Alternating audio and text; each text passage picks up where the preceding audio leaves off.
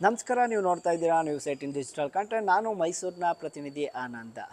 Iran Israel ವಾರ್ನಿಂದಾಗಿ ಜಗತ್ತಿನೆಲ್ಲೆಡೆ ಏನು ಅನಿಲ gas ಇರ್ಬೋದು, ತೈಲ ಮಾರುಕಟ್ಟೆಯಲ್ಲಿ ಅಲ್ಲೋಲ ಕಲ್ಲೋಲವೇ ಸೃಷ್ಟಿಯಾಗಿರುವಂಥದ್ದು. ಸದ್ಯ ಭಾರತದ ಮೇಲೂ ಕೂಡ ಏನು ಅಡುಗೆ ಅನಿಲದ ಎಫೆಕ್ಟ್ ತಟ್ಟಿರುವಂಥದ್ದು. ರಾಜ್ಯಾದ್ಯಂತ ಅಂದರೆ ಕರ್ನಾಟಕದಲ್ಲೂ ಕೂಡ ಅನೇಕ ಭಾಗಗಳಲ್ಲಿ ಗ್ಯಾಸ್ ಟ್ರಬಲ್ ಎದುರಾಗಿತ್ತು. ಇನ್ನು ಮೈಸೂರು ವಿಷಯಕ್ಕೆ ಬಂದರೆ ಕೇವಲ ಹೋಟೆಲ್ಗಳಷ್ಟೇ ಅಲ್ಲ, ಕೈಗಾರಿಕೆಗಳಷ್ಟೇ ಅಲ್ಲ, ಕುಕ್ಕಟೋದ್ಯಮದ ಮೇಲೂ ಕೂಡ ಈ ಗ್ಯಾಸ್ ಎಫೆಕ್ಟ್ ಏನಿದೆ, ಇರಾನ್ ಹಾಗೂ ಇಸ್ರೇಲ್ ಯುದ್ಧದ ಎಫೆಕ್ಟ್ ತಟ್ಟಿರುವಂಥದ್ದು. ಮೈಸೂರಿನಿಂದ ಸುಮಾರು 1 ಕೋಟಿಗೂ ಹೆಚ್ಚು ಮೊಟ್ಟೆಗಳು ವಿದೇಶಗಳಿಗೆ ಅಂದರೆ ಗಲ್ಫ್ ರಾಷ್ಟ್ರಗಳಿಗೆ ರಫ್ತಾಗ್ತಾ ಇರುವಂಥದ್ದು.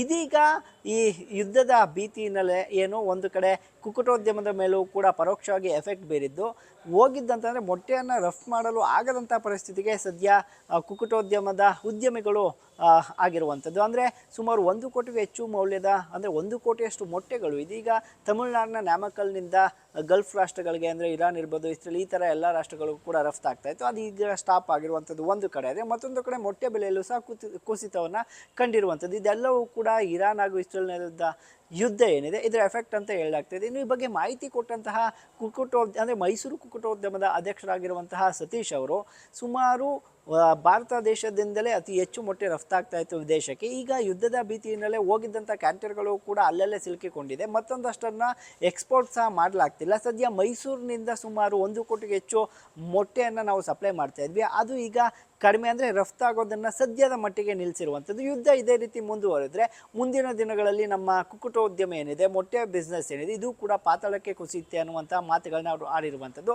ಇನ್ನು ಅಲ್ಲಿಗೆ ರಫ್ತಾಗಿದ್ದಂಥದ್ದು ಸ್ಟಾಪ್ ಆಗಿದೆ. ಅದು ಎಲ್ಲಿ ಹೋಗ್ತಾ ಇದೆ ಅಂದರೆ ಮೈಸೂರಿನ ಸುತ್ತಮುತ್ತಲು ಅಂತ ಹೇಳಿದ್ರೆ ಕೊಡಗು ಇರ್ಬೋದು, ಸೋಮವಾರಪೇಟೆ, ಕುಶಾಲನಗರ, ಪಕ್ಕದ ಕೇರಳ ರಾಜ್ಯಕ್ಕಿರ್ಬೋದು, ತಮಿಳುನಾಡು, ಅಲ್ಲದೆ ಚಾಮರಾಜನಗರ, ಹಾಸನ, ಮಂಡ್ಯ, ಈ ರೀತಿಯ ಸ್ಥಳೀಯ ಮಾರುಕಟ್ಟೆಗಳಿಗೆ ಈಗ ಮೊಟ್ಟೆಯನ್ನು ರಫ್ತು ಮಾಡಲಾಗ್ತಾ ಇದೆ. ಅಲ್ಲದೆ ಒಂದಷ್ಟು ಗ್ಯಾಸ್ ಏನು ಇದೀಗ ಸ್ಟಾಪ್ ಆಗಿರುವಂಥದ್ದು, ಆ ಗ್ಯಾಸ್ ಸ್ಟಾಪ್ನಿಂದಾಗಿ ಸ್ಥಳೀಯ ಮಟ್ಟದಲ್ಲಿರುವಂಥ ಫಾಸ್ಟ್ ಫುಡ್ಗಳು ಅಂದರೆ ಮೊಟ್ಟೆಯನ್ನು ಆಧರಿಸಿ ಮಾಡ್ತಾ ಇದ್ದಂಥ ಆಹಾರ ಪದಾರ್ಥಗಳೇನಿತ್ತು ಅದು ಕೂಡ ಸ್ಟಾಪ್ ಆಗಿರುವ ಹಿನ್ನೆಲೆಯಲ್ಲಿ ಅಂದರೆ ಗ್ಯಾಸ್ ಸಿಗದೆ ಹೋಟೆಲ್ಗಳು ಬಂದಾಗ್ತಾ ಇರುವಂಥದ್ದು, ರೆಸ್ಟೋರೆಂಟ್ಗಳು ಬಂದಾಗ್ತಾ ಇರುವಂಥದ್ದು, ಜೊತೆಗೆ ತಳ್ಳುವ ಗಾಡಿಗಳು ಕೂಡ ಬಂದಾಗ್ತಿರುವ ಹಿನ್ನೆಲೆಯಲ್ಲಿ ಮೊಟ್ಟೆ ವ್ಯಾಪಾರ ಡಲ್ ಆಗಿದೆ ಅನ್ನುವಂಥದ್ದು ಸತೀಶ್ ಬಾಬು ಅವರ ಮಾತುಗಳು. ಇದರ ಜೊತೆಗೇನೆ ಮುಂದಿನ ದಿನಗಳಲ್ಲಿ ಏನಾದರೂ ಈಗ ಭಾರತದಿಂದ ಹೋಗಿದ್ದಂತಹ ಏನು 1 ಕೋಟಿ ಮೊಟ್ಟೆ ಏನಿತ್ತು ಅದು ಅಲ್ಲೇ ಸ್ಟಾಪ್ ಆಗಿ ನಿಂತಿದೆ. ಅದು ಏನಾದರೂ ಮತ್ತೆ ವಾಪಸ್ ಬರಲಿಲ್ಲ ಅಂತ ಹೇಳಿದ್ರೆ 15 ದಿನಗಳ ಕಾಲಾವಕಾಶ ಇರುತ್ತೆ. ಕೋಲ್ಡ್ ಸ್ಟೋರೇಜ್ನೆಲ್ಲ ಅದನ್ನ ಇಟ್ಕೊಂಡಿರ್ತಾರೆ.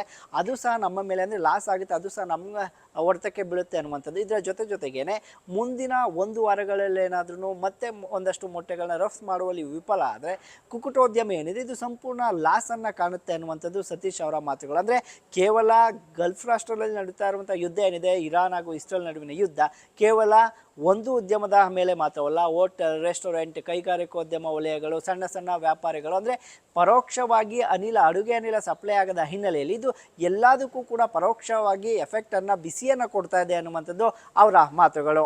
ನಿರ್ಭೀತ, ನಿಷ್ಪಕ್ಷಪಾತ, ವಿಶ್ವಾಸಾರ್ಹ ಸುದ್ದಿಗಳಿಗೆ ಮತ್ತೊಂದು ಹೆಸರಾಗಿರೋ ನ್ಯೂಸ್18 ಕನ್ನಡ ಈಗ ಆಪ್ನಲ್ಲೂ ಲಭ್ಯ ಇದೆ.